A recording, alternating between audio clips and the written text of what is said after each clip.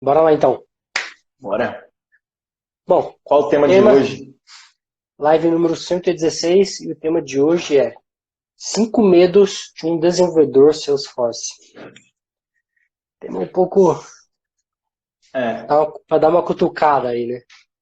a gente já falou aqui de cinco erros, 10 cinco boas erros. práticas, 10 erros, boas práticas. Só que tem essa coisa do medo no sentido de quando um dev escuta falar, né, ele já dá um tipo, nossa, putz, vou ter que fazer isso. E aí, enfim, fica com essa pulga atrás da orelha, né? A gente resolveu É, trazer os 5 medos e, assim, o porquê não ter medo, né? Acho que principalmente isso, né? aqui vai um pouco do encontro do que os devs acabam encontrando quando faz uma transição, quando faz Uhum. uma troca de empresa, quando está começando. Então, são um tipo de coisas que ele vai se deparar, né? Então, bora lá. Sim, vamos nessa. Primeiro tema, a gente já fez um tema falando sobre isso, que é cobertura de testes. Ou seja, você pegar uma org que não tem praticamente nada de cobertura de testes, ou que tenha testes falsos, testes, famosos testes fakes, que Uhum. muitas vezes é a dor de cabeça do desenvolvedor. Eu lembro que quando a gente falou de testes unitários, a gente já falou aqui mais de uma vez de testes unitários, mas um ponto que eu gosto muito de testes unitários, inclusive o Arthur, eu conheci o Arthur, quando o Arthur estava fazendo testes unitários, Sim. eu acho que é um bom start para quem está começando, né? Analisar código de outra pessoa, porque você tem que entender a fundo a lógica que uma cabeça brilhante, vamos assim dizer, pensou para escrever aquele código, né? Sim. E você tem que ser mais brilhante que ele ainda para poder fazer Testar. a cobertura e o teste dessa classe. E por que aqui eu trouxe o termo cobertura de teste e não teste de classe, né? Eu falei Porque isso o certo agora. seria a gente tratar como sendo um teste da classe, não como cobertura de testes. A Uhum. Salesforce exige, como vocês acredito que vocês devem estar careca de saber, a Salesforce exige 75% de cobertura de uma classe e pelo menos uma linha coberta numa trigger.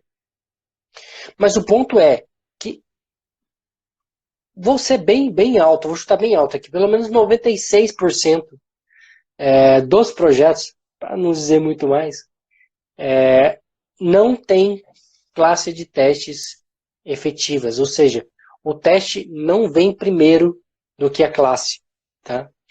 E eu digo por experiência própria, tá? Muitas Sim. vezes, se não na grande maioria, eu escrevo a classe primeiro e depois a classe de teste. Porque é um mindset, é um paradigma que a gente tem que quebrar. Não é fácil, não é fácil quebrar esse paradigma, mas assim como também é, não é fácil você usar, por exemplo, controle de versão. Né? Você quebra também um paradigma. E depois que você começa a usar, fica tão natural para você. Né? Sim. Para exemplificar melhor, hoje quando a gente tem as classes de teste, o correto seria a gente pensar primeiro no teste e o que a gente quer fazer, e aí testar, e aí sim escrever a classe baseado nisso. O que acontece hoje a gente faz a classe, faz o que tem que fazer funcionar. Tendo funcionado, a gente pensa o quê? Preciso cobrir 75% disso. Se eu fiz, eu sei como eu vou cobrir. Então eu vou lá, crio os campos, tal, isso aqui que vai ter que Ao passar, menos passei, deveria, né? acabou. É, é exatamente isso. Então, assim, eu mando os dados que minha classe está esperando. E aí ela passa na linha, dá tudo certo, sucesso para cobrir, joga lá para cima que vai funcionar certeza. Quando chega lá, bate com um dado que eu não testei, porque eu desenvolvi e eu sabia o que estava esperando, e aí o que acontece é quebrar, dar bugs, enfim. E aí a culpa acaba sendo da Salesforce, sei lá, como o cliente quer culpar, né? E muitos desenvolvedores não entendem, e eu já vi reclamar bastante sobre tipo, por que tem teste, para que isso, por que isso existe, tem que cobrir 75. Isso é, assim, que nem limite, é uma coisa que a gente tem que conviver com isso porque é para uma performance melhor da plataforma. É justamente se você fazer da forma correta o seu desenvolvimento, seu projeto não vai cair nesses bugs, portanto, você Inclusive, vai ó, fazer uma coisa que funciona. inclusive, eu vou dar um spoiler aqui. Essa semana já está agendado já para sair a gravação, tanto no podcast quanto no YouTube, da live que a gente falou exclusivamente de testes, tá? Então vai sair, se não me engano, na quinta-feira. A gente contratou uma pessoa para editar esses vídeos, né, que a gente faz aqui, a gente baixa. Então agora tem uma pessoa exclusivamente editando esses vídeos e extraindo os vídeos e os áudios para a gente conseguir colocar tanto no YouTube quanto no Instagram. Então quem acompanha a gente através dessas redes sociais já deve estar sentindo aí de sexta para cá, pingando vídeos e podcast novo. Então a ideia é que a gente continue soltando todos os dias conteúdo novo nesses canais, que na verdade são os conteúdos que a gente gravou aqui na live, né? Alguns, infelizmente, a gente perdeu, né? Teve uns que foi falha nossa, teve uns que foi falha do próprio Instagram. Então, por isso que a gente pede para que vocês estejam aqui presentes. A gente não pode garantir que um tema que a gente está falando aqui agora vai estar disponível, porque existem muitas variáveis que podem acontecer. Então, e as perguntas por isso a importância. Também, né? Isso, a importância de vocês estarem aqui, de estarem contribuindo com a gente, de estarem conversando com a gente, trocando ideia, né? Até complementando o que a gente está falando aqui, trazendo uma prova de verdade, né? Total. Apesar da gente trazer a nossa experiência, a gente trazer aqui o nosso dia a dia, nada melhor do que interagir com vocês e verem também o lado de vocês, o dia a dia de vocês e tudo mais. Bom, total. Falado isso, próximo tópico. Qual o próximo grande medo do desenvolvedor Salesforce, né? Sim. Não ter documentação. Aí eu acho que isso é uma faca de dois gumes, né? Porque tanto a gente muitas vezes como desenvolvedor tem um medo de pegar um projeto que não tem nada documentado, quanto eu já vi projetos que têm documentação e desenvolvedor não lê a documentação. Né? Isso acontece muito. E eu vou dar um exemplo até bem prático e fácil da gente ver. Né?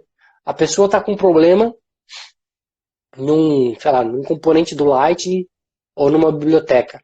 O que ela faz? Ela pesquisa no Google, ao invés de ir lá na documentação e entender o que está acontecendo. Exato. Ela pesquisa no Google um problema, ao invés de ir na documentação e ver exatamente os parâmetros que está esperado, os parâmetros esperados, os parâmetros que você pode utilizar. Né? E a documentação, por exemplo, do Lightning Web Component, ela é bem rica. Alguns pontos ela é falha, sim, ela é falha em alguns pontos.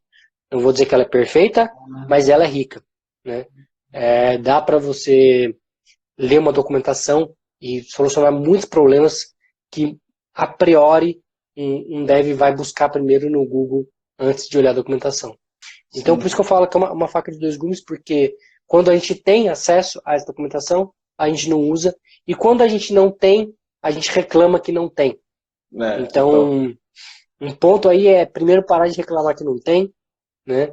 Eu já esbarrei em projetos que, inclusive o projeto que a gente está fazendo agora, um projeto grande, a gente esbarrou com falta de documentação, e de tanto reclamar, eu mesmo abri um doc e comecei a fazer uma documentação do que a gente estava fazendo, do que a gente estava entregando. Né? Então, antes de muitas vezes reclamar, também tem uma virada de jogo, já que não tem, então vamos fazer, bota a mão na massa e começa a fazer. Né? Algo a acrescentar? Não, exatamente isso. Próximo a gente vê bastante reclamação de documentação, mas realmente quando a gente tem a documentação, a gente não vai buscar, então é um ponto. O próximo tema é um tema polêmico, com certeza todo mundo já sofreu disso também. A famosa... pega aí. A famosa equipe dinossauro, né?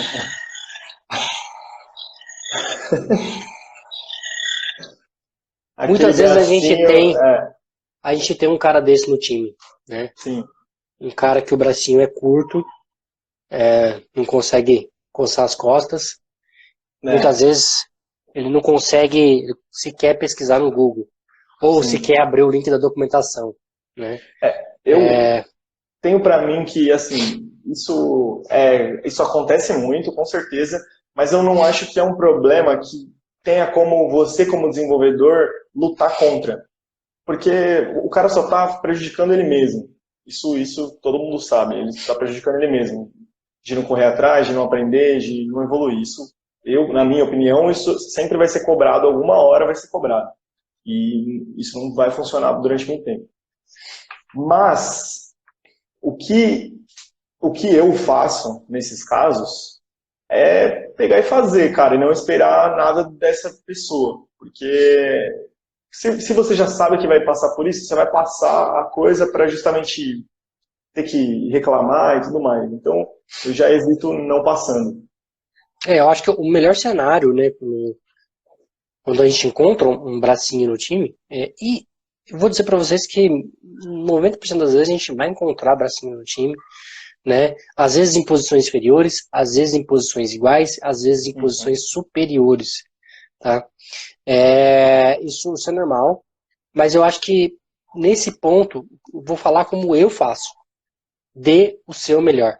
Dê o seu melhor. Não importa se tem alguém vendo, se tem alguém olhando para o desempenho do time, dê o seu melhor. Por quê? Mais cedo ou mais tarde, o seu melhor vai se destacar e as máscaras vão cair e, de repente, como o Arthur falou, muitas vezes você não pode fazer nada, né? Muitas vezes você não tem o poder de demitir essa pessoa. Mas se você conseguir mostrar para alguém, para o superior, para o seu chefe, para o VP, para o diretor, de que tem né, que é um profissional, que tem uma coisa ali que tá errada, pode ser algo que você corrige com o tempo, né? Então, e como o Arthur falou, às vezes não adianta a gente tentar bater de frente, a gente tentar mudar as pessoas, porque muitas vezes a gente vai encontrar esse profissional e ele vai ter, sei lá, as costas quentes, alguma coisa do tipo. Isso é normal, infelizmente eu não queria que fosse normal, mas é normal. Então, eu acho que o melhor a se fazer é olhar só para si mesmo e não ficar olhando para o próximo, porque se você olha que ele não está trabalhando e não vai querer trabalhar porque ele não trabalha, vai estar sendo uma atitude totalmente errada, e isso não vai somar para você, só vai prejudicar mais e a pessoa vai se auto-prejudicar, né? Então... por todas as empresas que eu passei, tinha um T-Rex ali. Infelizmente, como eu falei, né? A gente vai encontrar esses caras no meio do caminho. E o melhor jeito de evitar conflito com esses caras é dando o seu melhor, cara. Beleza? Bom, próximo. Também é algo muito comum no dia a dia, que é gerente de projeto. A palavra é forte, mas eu vou dizer inútil, né? Eu já trombei com vários gerentes de projetos inúteis. Não estou querendo dizer que você não precisa ter um gerente de projeto. Eu acho que sim, você deve ter, mas na minha visão é um papel que está fadado a sumir do mapa, né? Mais cedo, eu acho que é questão de alguns anos aí para o mercado se adaptar, e assim como a gente hoje olha para o home office como não mais como um benefício para o funcionário, mas como benefício para a empresa, como benefício para o projeto, como benefício para o time, eu acho que um dia a nova geração vai olhar e vai falar, não, realmente gerente de projeto... Não faz sentido, né? Não faz sentido. Para mim, gerente de projeto é coisa da geração passada, que da TI velha, que sente essa necessidade de um gerente de projeto ali no escritório todos os dias, fazendo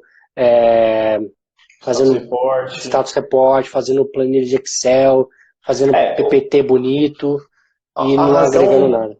A razão por isso é, assim, no modo cascata, faz sentido porque é necessário que alguém ali esteja fazendo realmente um status report, porque o cascata você vai, começo do projeto, documentação, final do projeto, entrega. No meio disso, se perde um tempo e pode ser que o desenvolvimento corra por vários lados e no final não encontre o resultado final.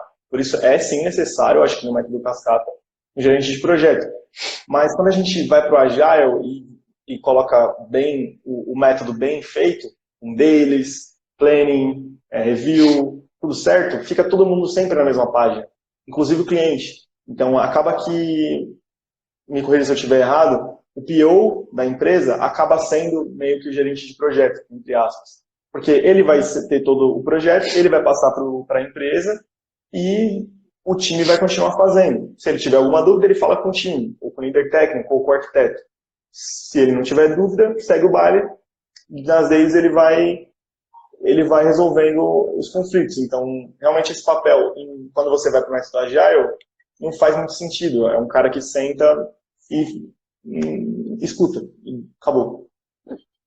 Eu já tive cenários onde o gerente de projeto escrevia um e-mail, mandava para eu validar o e-mail, e ele tinha o meu ok e ele disparava um e-mail. Ele fazia um status report, ele mandava para eu validar o status report, e depois disparava o status report. Ou seja, um cara que teoricamente estava no nível acima de mim, parecia que era meu estagiário, porque ele simplesmente escrevia os e-mails, escrevia os PPTs, escrevia e esperava pelo meu aval. Concordo com o que a Lilia falou ali, né? Tipo, PMP tá triste, mas ela tá evoluindo. Eu acho que tem que ser isso mesmo. Tem que evoluir, se ainda tá trabalhando com um projeto cascata, tentar migrar o time para um projeto Agile, tentar fazer um papel aí de Scrum Master, de repente, de um PO, assumir outras frentes. É triste, mas essa é a minha visão, tá? Não sou dono da verdade. Tô falando da minha visão. Acontecer. A minha visão é que gerente de projeto cascata tá com os dias contados, assim como a gente já fez um podcast que falou, uma live aqui falando sobre cascata versus agile, e a gente já tocou nesse ponto justamente. Então, inclusive o próximo tema vem muito de encontro com o que a gente acabou de falar aqui, o nosso último medo, né, que é de deploy de projetos usando modelo cascata. Por que que o deploy de um projeto usando o modelo cascata é o pesadelo? Né? Aí não é nem medo, já é um pesadelo dos desenvolvedores. Porque geralmente você tem um canhão, né? O seu deploy é algo enorme. Você não faz algo com pequenas entregas. Você faz algo que a entrega é algo gigantesco. Né? Qual é a chance disso dar erro? Qual a chance disso dar problema?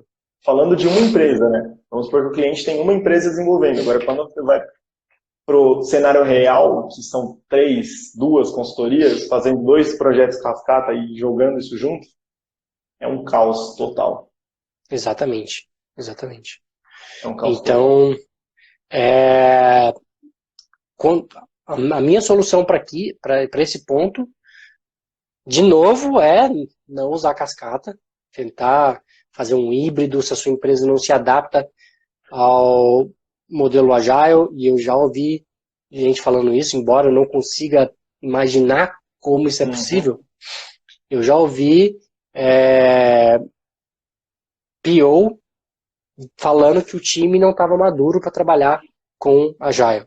Né? Então, é algo que para mim é inconcebível, mas eu não sei se também é aquele tipo de coisa do quando você viu, você não consegue desver, sabe? Uma vez que você vivenciou aquilo, você não consegue mais vivenciar de outra forma. Sim, faz sentido. Como você falou, a gente já falou sobre Agile versus cascata, e também a gente tocou nesse ponto, nesse assunto. A Lilian trouxe um ponto importante aqui. Ó. A administração pública é difícil, realmente. Mas aí eu acho que vem por parte da velha TI, como a gente falou agora há pouco, das pessoas que estão lá, geralmente são pessoas que... Perfil mais... Sinto dizer, mas não estão evoluindo. Né? É a triste realidade. Isso vai demorar para chegar, assim, lá, mas eu acredito que vai chegar, porque não tem como... Hoje perde-se muito com cascata, tanto como usando papéis que não são tão necessários, quanto no deploy, fazendo, sei lá, time de desenvolvimento ficar uma semana inteira fazendo um deploy, ou chega no final do projeto, aquilo não é mais usual, e aí você tem que mudar um monte de coisa no projeto. Isso, para mim, também não faz sentido nenhum de você seguir. É nítido o benefício com o método Agile, então sei lá, talvez o que a gente vai escutar quando propor é exatamente isso. O time não está maduro para usar, mas é uma coisa que não tem como, né? Também. Sim, Mas é isso aí. ótimo. Cara, outro medo que eu. E aí a gente vai tocar num assunto que a gente já falou demais já. Mas só brevemente. Outro medo que eu vejo bastante em Eu até sei. desenvolvedor é inglês. Tem É que falar inglês. inacreditável. A galera, um monte de gente pergunta mesmo se preciso falar inglês para tirar certificação, ou para desenvolvimento é necessário inglês e tudo mais. Vou repetir a resposta que a gente sempre deu. Para a certificação, você tem que entender, basicamente, ler, entender e conseguir responder. Agora, na minha opinião, para desenvolver, para trabalhar com desenvolvimento, se você quer ser um bom desenvolvedor, você tem que correr atrás do inglês, porque as documentações são em inglês, muitos podcasts são em inglês, o Dreamforce, os eventos, são coisas que são apresentadas em inglês. Então, se você não fala inglês e está no mundo do desenvolvimento, você com certeza está atrás de quem está falando inglês. E eu acredito que É. o objetivo não seja esse. Então, Em outras palavras, eu acho que é impossível você deixar de ser medíocre se você não tiver inglês. Para você sair da média, você vai ter que correr atrás disso. Né? sim. Não estou falando que você tem que ter um inglês fluente, se passar por um nativo. Não, não é isso que eu estou dizendo. Sim. Longe disso. Nem eu tô longe disso. Mas tem que se sentir confortável, tem que conseguir escutar, tem que conseguir ler, tem que conseguir acompanhar um evento da Salesforce, né? Senão você não, como é que você vai adquirir conhecimento? Você vai esperar o conhecimento virar português e chegar aqui para você 2 anos atrasado? Sim. Bom, vamos lá responder Isso algumas aí. perguntas aqui só para a gente fechar. Deixa eu voltar aqui que eu já pino elas. A gente teve acho que 3 perguntas, 2 perguntas. A Lilian falou, já tem certificação de Scrum e PO. Bom, muito bom. E a próxima é de Show de admin. bola. Parabéns. Isso aí. Segue. Porque algumas equipes devem ser contratadas. Aqui, ó, pergunta do André. Vocês já trabalharam em projetos com grande complexidade e quantidade de pessoas com framework safe? O que deu certo, o que deu errado? Cara, eu nunca trabalhei com framework safe. Já trabalhei com times pequenos, com Scrum, e com times grandes, com Scrum. Agora estou num time médio. Mas a gente nunca precisou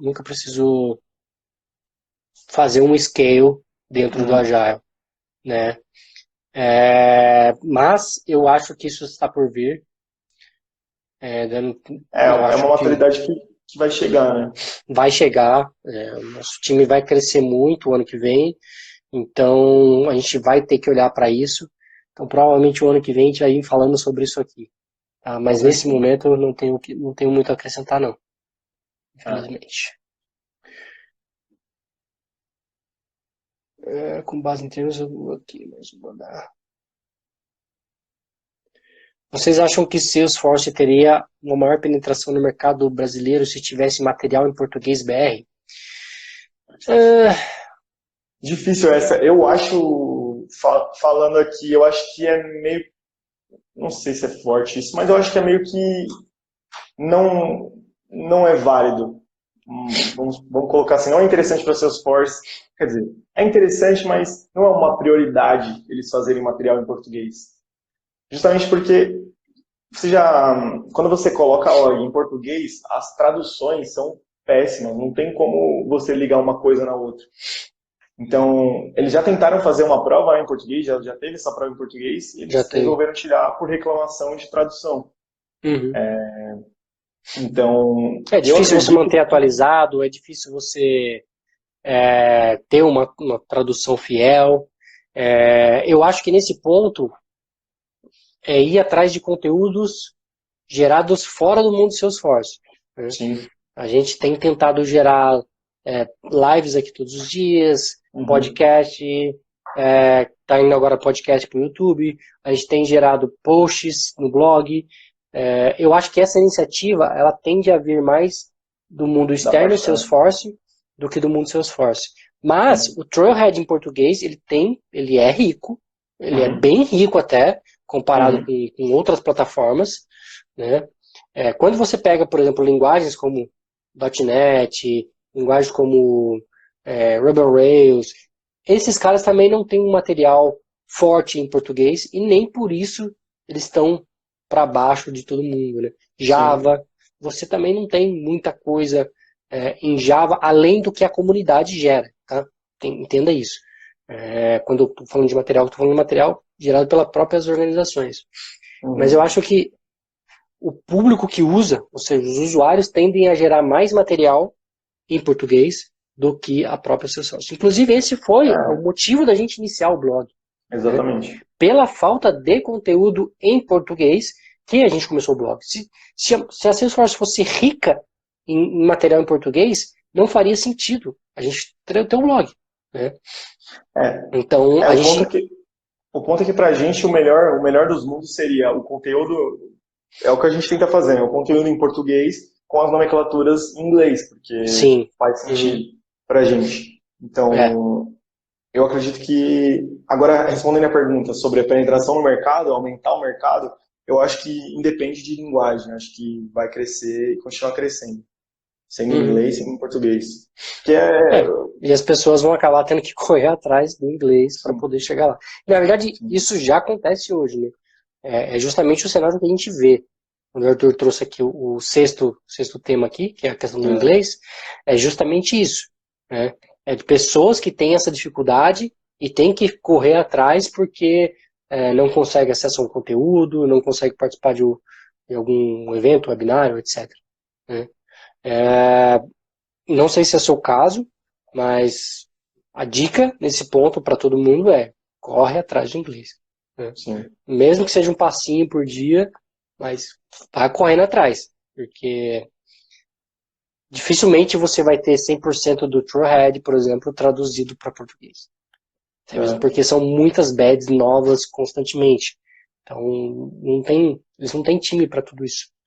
Um outro ponto importante imagina que eles estão numa crescente, né? O Dreamforce desse ano eu disse muito sobre isso. Então, qual foi uma das novidades mais impactantes? O Einstein Voice. O Einstein Voice só fala inglês. E para ele falar português ainda vai um tempão. Então, eu acho que se o produto chegar no mercado, já vai demorar uns 2 anos. Vamos dizer aí. O produto chegar no mercado.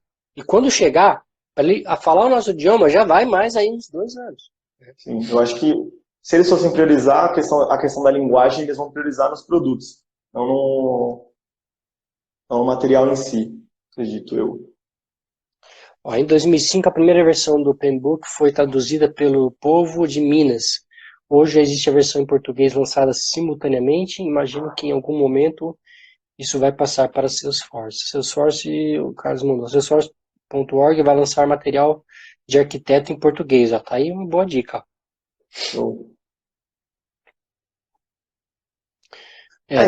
Ela falou que ela vê muita gente penando mesmo. Então, a gente também vê muita gente penando. É uma triste realidade, mas acho que ainda vai um tempo até ela passar. Se ela vai passar, eu acho que não passa. Mas quem trabalha com tecnologia, principalmente Salesforce, você está imersivo em inglês todos os dias. Cleito, mais ou menos, né? Mais ou menos. Eu acho que assim, a gente acaba esbarrando no inglês. Muitas vezes as pessoas esbarram naquele chamado inglês técnico. Eu consigo ler, eu consigo fazer alguma coisa, mas na verdade dá um botão direito e dá um traduzir no Google. Mas se precisa fazer um call com a Salesforce para falar de um problema técnico, já não consegue e tudo mais. As pessoas que eu vejo que têm dificuldade com o inglês, pelo menos que eu via que tinha dificuldade com o inglês há um ano atrás, acho que a grande maioria delas continua tendo problema com o inglês. Né? Então, também, se não fizer nada, nada vai mudar. Ela falou que o BNF falou bastante do Brasil na entrevista. Com certeza o Brasil é um dos focos para Salesforce, né? No gráfico ainda mostrou um volume lá de demandas e tudo mais. E o Brasil é um dos grandes nisso. A questão é mais no trabalho que eles vão ter e exatamente na experiência que tiveram com a certificação. Eu acho que alguns materiais, como o Carlos falou aqui, que estão para sair, sim, vai sair em português, mas eu acredito que é muita coisa Salesforce. Então, Se a gente parar para imaginar, por exemplo, agora o novo Trailhead Live, que está tendo conteúdos em vídeos, e esses conteúdos, eu diria que a grande maioria deles vão estar em inglês. Né? É possível que saia conteúdos em português também, Sim, o que ajuda bastante, e acredito que seja até uma das ideias, você produzir, sei lá, nós como brasileiros, produzir conteúdo em português também, para quem é brasileiro, mas a maioria vai ser em inglês. Então imagina que você tem lá uma gama de 50 vídeos para assistir, só que 2 são em português. Você vai ficar para trás das pessoas que podem assistir os 50 e tirar um aprendizado disso. Então eu acho que inglês é melhor a gente correr atrás do inglês do que a gente ficar esperando algo em português. de qualquer plataforma. É. Beleza, pessoal? Então, fechamos por hoje. Amanhã já temos tema. Como alguns já sabem, não vou fazer suspense. Amanhã a Salesforce divulgou recentemente um assessment para você ter direito a fazer a prova Dev 1 Beta. Algumas pessoas se inscreveram e algumas delas vieram me perguntar quais eram as dicas para a prova de Dev 1 Beta. Eu fiz a prova de Dev 1 Beta, então me sinto confortável de poder falar para vocês aqui algumas dicas de como eu me preparei para ela e o que eu acho que pode estar por vir. Show. Beleza? Sobre o inglês, quero falar uma coisa para vocês. Ó. Deixa de... Bracinho, vai atrás.